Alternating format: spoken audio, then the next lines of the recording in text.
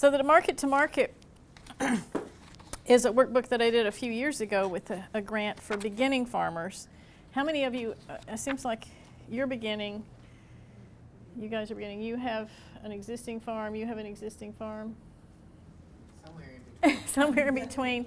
Well, even if you're an existing farm, sometimes you want to begin a new enterprise. So I try to give it the focus of even existing farmers could use this if you're wanting to think about doing something different. And often if we don't do something different, we're going to be left in the dust. So, and I tried to make it very interactive. So if you go to page 7, there's an assessment of where you are now. What are your resources? And I'm using Jacob Schatz as an example farmer who wants to be a dairy farmer. And then like I said, I try to give examples, and then starting on page 14, there's blanks for you to fill in for yourself. But we can go through what his situation and see what he's doing. And this is kind of designed as almost like a pre-market plan. It's like, where are you? What options are available? What products are available? What's my skill set? Sort of a kind of a SWOT analysis, but for marketing. So the first set of questions are, what are my personal and business goals, and what are the most important? And he says his number 1 is to own his own farm and to be his own boss. This is what, a lot of the reasons people go into farming.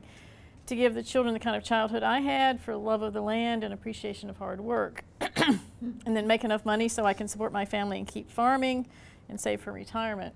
I know a lot of women who come to these say their goal is they have another job and that they want to make their farm profitable enough so they can quit that other job and be a full-time farmer. So, think about what's important to you. Do you want to do full-time or part-time? What about the family? Are they going to be involved and supportive, or is this going to be your own business? And how involved will your spouse be in the enterprise? And if so, what will they do? Do you have family labor available? If so, how much and what will they do? What about off-farm labor? So labor is a big expense in a lot of farm businesses. I mean, I'm more familiar with greenhouses, as you know, and that's one of the biggest costs. That and supplies. The greenhouses have become so efficient with production that it's kind of neck and neck, labor and supplies, because they're running so much product through that greenhouse every year, but they're both, big. Okay, customers, like we keep saying, those are the key. Who are your customers? Are they low, medium, or high income? Are they young, middle-aged, or old? How educated are they? Are they local, tourist, from distant locations? What's their ethnicity? Blue collar, white collar, professional, male or female, rural or urban? Homemakers or working spouses? And do they buy in large quantities or small quantities? And then there's basically 2 kinds of markets. You're going to see people that are focused on lowest price, or people that are focused on high quality. So which of those do you want to focus on? And this is, I think, kind of the struggle that Sears and places like that are having. They're kind of in the middle, and in the middle's not so much working in this current economy. You've either got to be the low price or the high quality. Most farms are going to be better off in New Jersey because of the size and everything being the high quality, the value for the customer. Okay, so, and then what are your consumers' needs? And you may not even know this. One of the iPhone, and I'm trying to, the guy's name, Steve Jobs. I think he was a real maverick entrepreneur because he didn't do focus groups. He just kind of knew what people wanted. So sometimes before they know. Consumers may not necessarily tell you what they need because they don't know what they need, because they don't know the possibilities that maybe you can provide them. And he was expert at that of, people want something that's pretty and that has these nice fonts and that's lightweight, and and they don't mind paying the high price for it. I mean, he was at that high-end market. So given their needs, what are you considering growing? And then do you have the knowledge and skills to deliver the product? What additional knowledge do you need? How can you get it? Can you hire an accountant, hire an attorney, hire people? What about the resources that you have? What do you own land? Can you rent it? Is it readily available? Remember I talked earlier about Arie van Voot, who had this land that he wanted to grow switchgrass. Well, then he had a problem because all that land that he owned, he had rented out to like on long-term contracts to other farmers.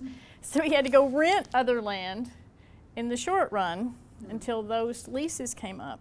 So, you know, you're always dealing with a lot of different things like that.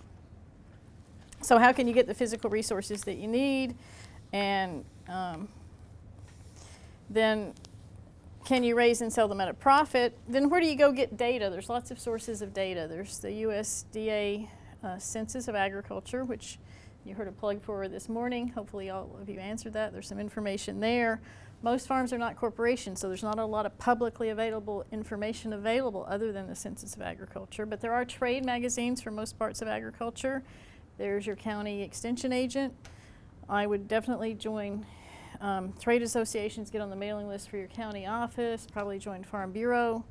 Those are all sources of information that can help you. There are private research firms if you want to hire them. There's certainly the internet to do a lot of searching. You can talk to your competitors. And often, you know what, the person sitting next to you probably isn't your competitor.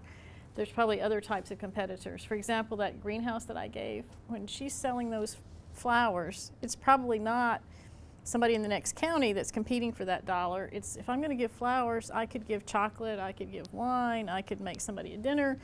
Those are the things that you're competing with. So like you said, the emotion, what are the substitutes for what you're producing, and how is your product better, or your service, what will that offer to people?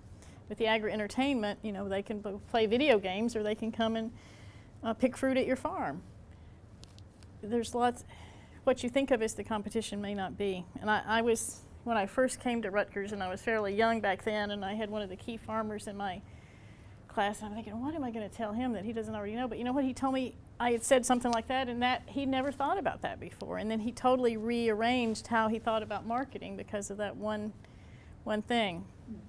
So hopefully you take a lot of things home today that will help you.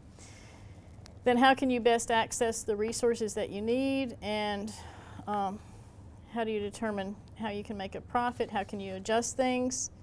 And then what are some of the crops and livestock that grow in your area that you can make a profit? And then what about the competition? What are they doing? Who is your competition? How will you make your product different and better for them? The whole idea comes down to that consumer value proposition. What are you offering the consumer that's better than somebody else? Why would they buy yours? You know, what do you offer? Does your business plan include consumer education? Remember I mentioned Frida Kaplan saying, you know, she brings these unusual products to the U.S. And if you look in the supermarket, I think she has everything's in pink, and she always has recipe cards because people don't know what to do with this stuff. So if she's going to sell it, she's got to educate them. This is how you use this product. You're going to have success. So you have to help them.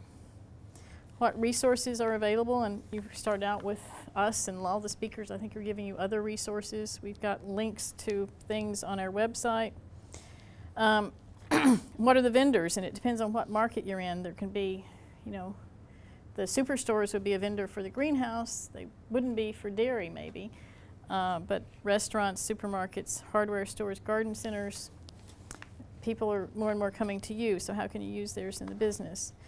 So then we had this filled out for Jacob Swartz, and then we have him write up his situation. And that's what we want to have you do with your marketing plan. So on page 14, I would start out in general working through this for yourself. Then on page 21, we talk about the product. What product do you want to produce and why? And then a little bit more in depth on page 23 about who's the consumer, what product are you selling to them, what are the features of that product. And there's some tangible and untangible ones. You know, the tangible ones are like the flowers are pretty and they're what color, but also there's some service to it. You know, I put a bow on that. I make it nice for giving a gift. I make it easy for you to shop at my farm. Offer parking convenience. I may offer classes to help you garden. Lots of things like that. So marketing season, and when are you marketing, and what are the benefits to me as a consumer from buying your product? And then the whole rest of this workbook is divided into wholesale and retail market, and then all the different marketing outlets that I could think of for agriculture. So you can flip through there and see which one suits you, and you may not want to, I mean, if you're just starting out and you really just say, I want to be a farmer, and you don't know what kind of farmer, you probably want to do the whole book. If you already know what kind of farmer or what kind of market, you may just want to go to that section. And I try to do a lot of yes/no questions to make you think about what business do I want to be in? Does this really fit me? Am I wholesale, retail? What are the different markets that I can do? So hopefully this is a useful resource for you. And you can take some time now and start filling out those sheets on, where does it start? Page 14, and I'm certainly open to any questions that you might have.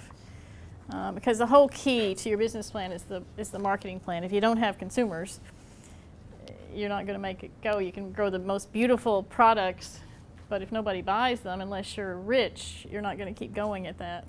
Yes? I do have a question. Sure. In my plan, what's very big is I want to do other products like baked goods and whatever. And I checked with the Board of Health, and they were like, no, you can't do that. You can buy somebody else's stuff and sell it, but you can't do your own. So is there any, Well, I think, I don't know, I would think you, compromise to that? I think you can do your own, but you probably have to follow their rules. I know. They said you can't use your own personal kitchen. No, you can can't. do You have to have a, commercial kitchen. you can't. I know my husband went through, he wanted to produce his own baklava, and it turned, you got to have a commercial kitchen. You're probably going to have to go rent one. There's that incubator, the Food Innovation Center Center. in Bridgeton. You can do it Reference there. Food Innovation Yeah. Center. What they can do is, say you have a great recipe for a pie, and you want to make it into 20 pies. Okay. They can help you figure out the recipe to maximize that. You know, increase it to 20 pies. And I think they let you do it in their And kitchens they will to get also let started, you but make your own product in their kitchens. Yeah. but you're not probably going to be able to. That's one of those threats that you're not going to be able to deal with. You're probably not going to be able to change the law to do in your own kitchen, but there's other ways that you can still bake pies and sell them. Well, You'd have to go to some commercial kitchen somewhere. I'm actually thinking about building one in my other business. You could do But that. I was hoping there was a way I didn't have to have two. I don't It's think- hard to do unfortunately, one I thing don't think versus so. trying to do two at the same Yeah, time. I would try that Food Innovation Center. And a lot of schools and churches have certified Right. kitchens that they'd be willing to rent out. I know our church is like, we are certified, but I can't just make chili at home and bring it. I have to take it to my church and make it technically, you know. We had somebody speak in North Jersey that I think he still works on Wall Street, but he wanted to get back to the land, and he was growing all these tomatoes, and he came up with salsa, and I think he had it processed. It was his recipe, but he was having it done in Pennsylvania because there was less restrictions there than in New Jersey. It used to be the other way around. Used to everything, Pennsylvania was the most restrictive, and if you notice, all your food said registered with the Pennsylvania Department of Agriculture. That's because they had the strictest rules, and the other states said if you register with them, you're good with us. But I don't think that's true anymore. I don't see that much anymore. Really strict now. Is Yeah. the kitchen in Bridgeton the only one? Is there another location? No, well, there's a lot of commercial kitchens in general, but there's also, isn't that the Somerset Ag College has the commercial kitchen, and they have the little incubator up there. Is it Sussex or Sussex, Somerset? Oh, Sussex. Sussex. Yeah, the Sussex has Yeah. a little incubator, and through their extension center up there, they have another little incubator in Sussex. You kind of lost me. What is it, incubator? It's to sort of get you started, like exactly what you need. It's like an incubator for a preemie. So it's an incubator for your business. They help you get started. Before it goes viral. See, this is one of the things about Annie's project is you guys share with each other. Because I wouldn't know the answers. Stumbling block for me for Mhm. quite some time trying to get that worked out because it is such a big part of what I want to do. Well, I'm sure there's ways you can solve the problem. Like I said, I don't think you can Churches. change the laws. And I mean, you may if you want to be a real activist, but you probably have to figure out another way to do what you want to do, but not in your own home kitchen, unfortunately.